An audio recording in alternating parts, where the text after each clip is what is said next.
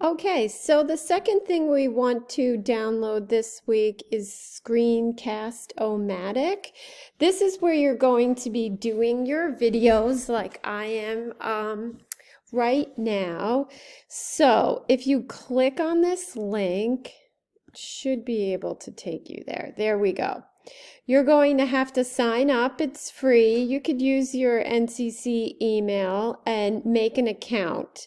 Then, once you have your account set up, you could start doing videos just like I'm doing right now. This is what we're going to be doing for every assignment.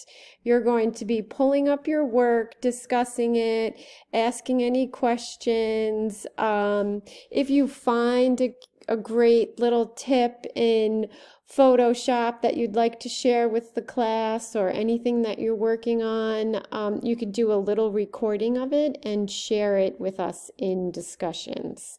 There's so many different ways to go about getting around Photoshop, so maybe the way that I show you isn't necessarily the way that you're going to do it. Maybe you found a simpler way.